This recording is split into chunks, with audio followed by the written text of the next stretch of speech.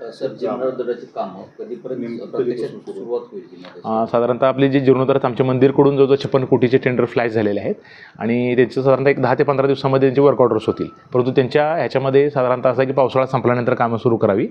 तर साधारण आम्ही दसऱ्याचा एक शुभ मुहूर्त आहे ते आम्ही त्याला टार्गेट करत आहोत.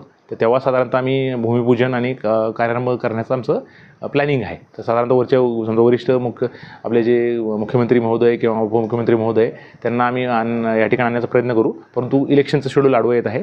तर त्यामुळे त्या दोन्हीचं आम्हाला प्लॅनिंग करून आम्हाला कसं ते मॅनेज करता येईल त्या हिशोबाने आम्ही प्लॅनिंग करत आहोत. नवरात्र उत्सव साधारणतः या महिन्याच्या 25 तारखेपासून जे आपलं जे शेड्यूल आहे की देवीजींची निद्रा जी असते ते आणि त्यानं पुढचा होणारा आपला जो घटस्थापना आणि दसरा ह्याचे पूर्ण आपला जो नवरात्राचा आणि कोजागिरी पौर्णिमेपर्यंत याचे पूर्ण जे शेड्यूल आहे त्याच्या अनुषंगाने आम्ही एक सर्व HODंची बैठक घेतली होती साधारण 15 दिवसापूर्वी.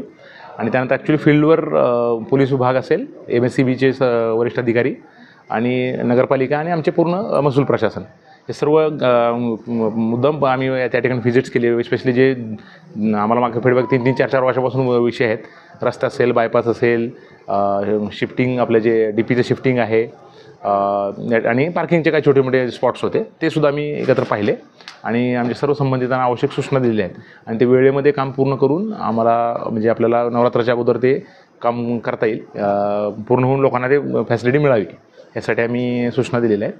तर आणि बाकी इतर कुठलेही लोकांना अडचण असेल किंवा नागरिक असतील तर त्यांनी बाबा आमच्या जे संपूर्ण जे आयोजन टीम आहे त्याला नक्कीच संपर्क करून आम्हाला सूचना करावी.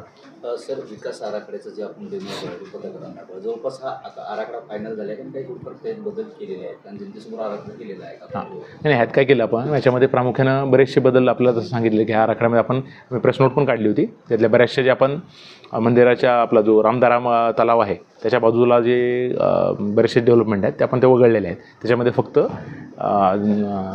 छत्रपती शिवाजी महाराजांचा पुतळा, देवीजींशी सोबत असलेला पुतळा आणि त्याला जाणारी पायवाट किंवा कनेक्टिंग रोड, अप्रोच रोड म्हणूया तेवढंच ठेवलेलं आहे. आणि बाकीचं खाली फेणीकोला रेल्वे असेल इतर सर्व गोष्टी आपण वगळलेल्या आहेत त्यातनं. आणि बाकी संपूर्ण जे डेव्हलपमेंट आहे आपली प्रामुख्यानं जे पार्किंग स्पेसेस आणि आपलं हे जे आहे आपलं मुख्य दर्शन मंडप जे आहे आणि मंदिराच्या आसपास त्याला लागणारा थोडीशी जागा आम्हाला ॲक्वायर करायला लागणार आहे ते त्याच्या संदर्भात बोललो आहे.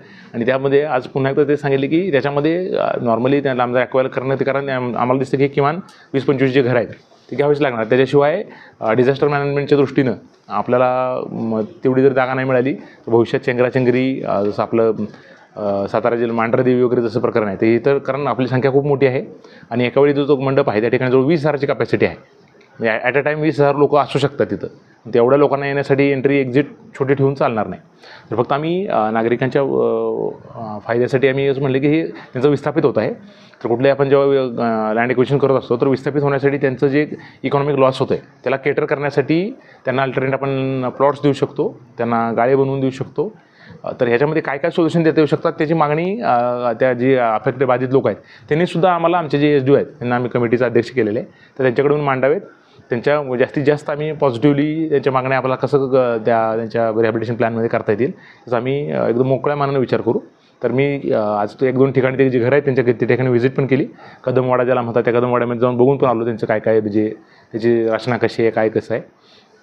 तर याच्यामध्ये प्रामुख्यानं म्हणजे त्यांना आर्थिक नुकसान होण्याचे मला नक्कीच दिसतं की त्यांना आर्थिक नुकसान होऊ शकतं. पण आर्थिक नुकसानाची भरपाई करण्यासाठी काय मार्ग आहेत ते मी नागरिकांना आवाहन करेल आपणच एक सोल्युशन द्यावं की आपण कसं करावं आणि त्याला कसं आपल्या शासकीय नियमामध्ये बसून त्यांना कसं मॅक्सिमम बेनिफिट देता येईल आम्ही यांचा प्रयत्न करू.